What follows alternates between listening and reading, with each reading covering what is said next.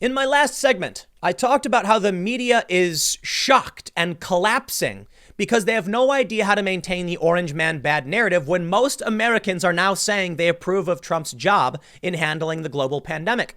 If everyone is saying, good job, Trump, but you've built an identity around orange man bad, what more could you write? Well, I covered a story from The Atlantic where they basically say, no, even though the polls are good, the country is revolting against Trump. Just write it. Just say it, even if it makes no sense. Well, now we can see they have a serious problem. Trump's briefings are a ratings hit. Should networks cover them live? Wait, what? Wait a minute. You have a business benefit and a national benefit, and you're questioning running these press briefings? Let me break it down for you.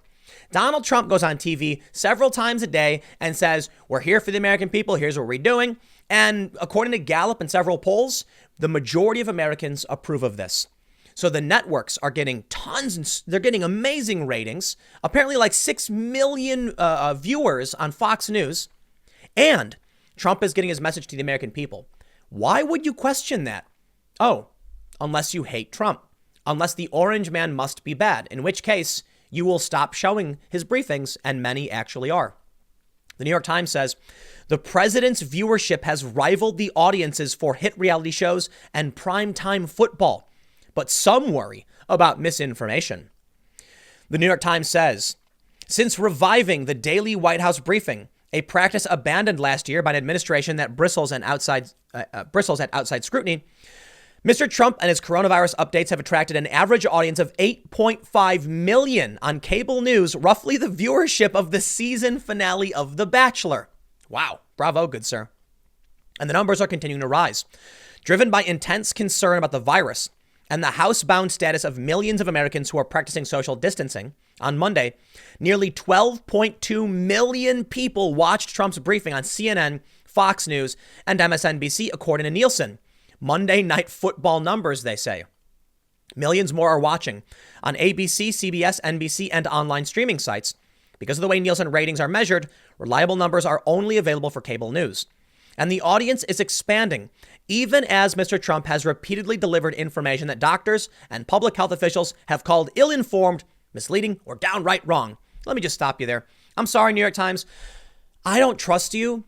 Because it was a bunch of lefty media sites that claimed Trump was encouraging people to drink or to ingest fish tank anti-parasitic cleaning agents. That's not true. Trump cited media stories and then the media misframed it. So why should I believe the media now? Trump talked about hydroxychloroquine and azithromycin, and then some doctor said, please don't do it. And then the New York Times slaps it in saying some doctors have said it's wrong. Oh, please. He was repeating you. Not the Times, the media in general. So I'm not interested in hearing this. They want to make an excuse for why they shut down a ratings hit, which is helping their networks. They should be happy. Guess what?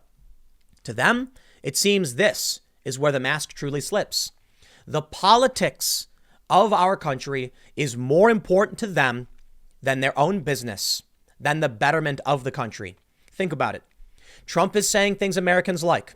We have a serious crisis. Their businesses are a-booming. But it makes Trump look good and his ratings are going up. Oof. You know what? They're going to choose the path they want. If they liked Trump, they'd air it no matter what. If they liked the money, they'd air it no matter what. But if they hate Trump and want to see a Democrat win, well, they can't allow the American people to keep watching, can they?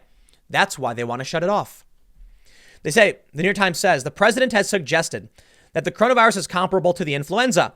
And so did, I think, like USA Today and the Washington Post and just a ton of other outlets, man. Don't play these games, New York Times. I'd be watching. I know exactly what's going on. Liars. You're taking things out of context. Trump said the same thing Vox.com said. Vox.com on January 31st said, will this become a global dangerous pandemic? No. And many other outlets were talking about how the flu was worse. And Trump just said what the media was saying. What do you expect? They say he's also invoked the death toll of car accidents. And he has also encouraged the use of medications that have yet to be proven effective against the virus. Yes, he has encouraged the testing of and requested the FDA. You see, this is the problem. The New York Times is literally doing it right now. Trump said, hey, you see these studies? They're promising. Hydroxychloroquine, azithromycin, preliminary, it's small. I'll paraphrase the guy, But he said, it might work, it might work, it might not, but I'm hopeful. So I want the FDA to move forward very quickly on this one. That's what he said. He didn't come out and say it's a guarantee. He did say it was a breakthrough because we saw one study in France that showed it may have a positive impact on, treating coronavirus. There's been anecdotal stories that it's worked. And now we need clinical trials and we need to get the FDA to move on it quickly because, well, it is promising. The media called it promising. Now here's what they do. Yet to be proven effective. Oh, please. On Monday, a man in Arizona died after he and his wife consumed a form of chloroquine, a drug that Trump promoted on the air. And so did Andrew Cuomo, the guy they were tweeting #President Cuomo. This is my problem. I was never a fan of Donald Trump, but when you see this all day, every day, it pisses you off.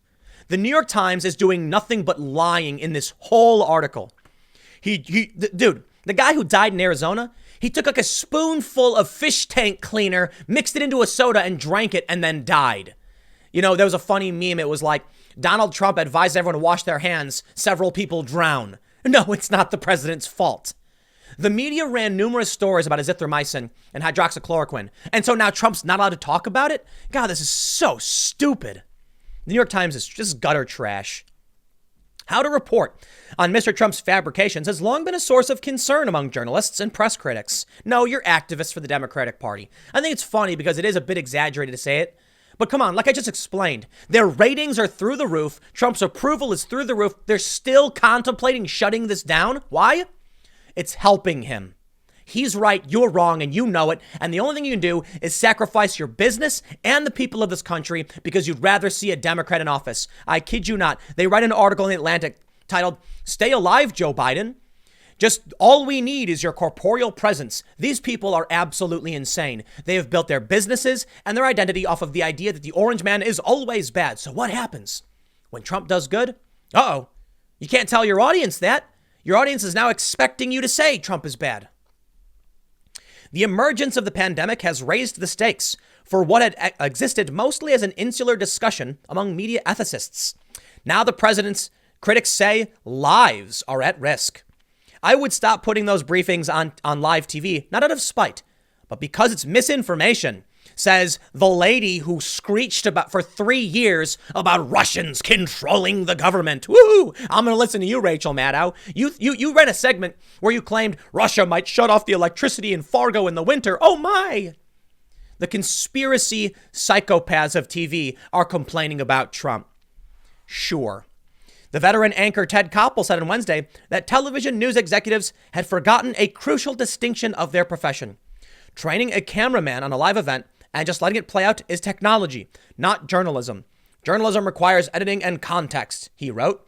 I recognize that presidential utterances occupy a unique category. Within that category, however, President Trump has created a special compartment of his own. Oh, shut up. The idea that you would stop airing the president of the United States because you want to edit him. Oh, do you know what, man?